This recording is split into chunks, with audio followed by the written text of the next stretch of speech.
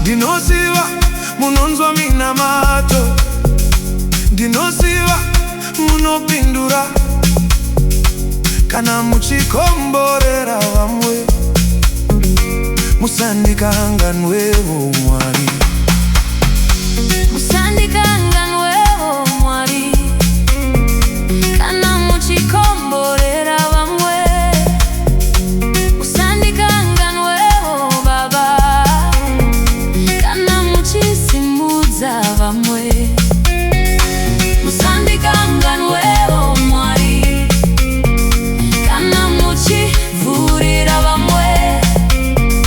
Ndakamirira pamusuwo ndichiti musandikanganwewo.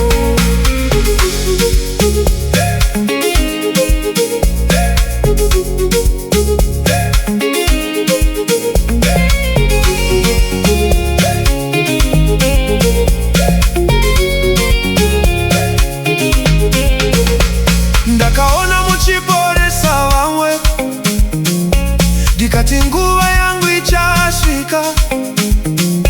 Ndakaona muchivakira vamwe, ndikati rimwe zuva neniwo makapukuta misodzi yavo, makashandura kurarama kwavo, makazarura mikova yedenga.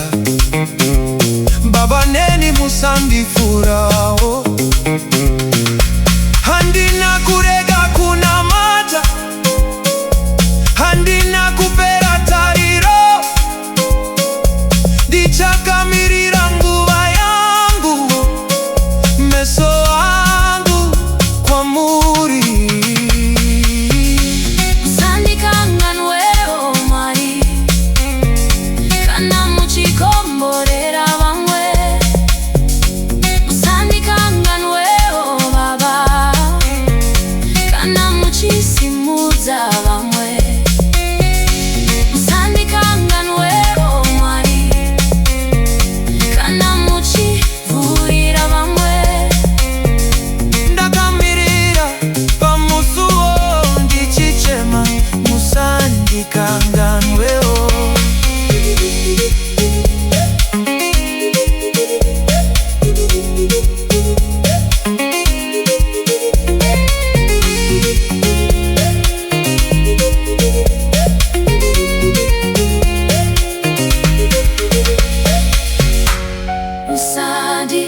Musandikanganwewo, musandikanganwewo, ndakamirira musandikanganwewo. Kana moregerera vamwe, musandikanganwewo Baba, kana mopa vamwe michato, misha yavo muchivaka, kana muchipa vamwe mabasa, muchivhura masuwo avo, neniwo Baba ndakamirira, nguva yangu ichasvika. Ndinotenda kunyange ndisati ndaona, ndinotenda kunyange ndakamirira. Muri Mwari panorangarira, muri Mwari panopindura, muri Mwari panosimudza. Ndinovimba nemi Baba, nguva yangu ichasvika. Handizorasikirwi netariro, musandikanganwewo Mwari, kana muchikomborera vamwe, musandikanganwewo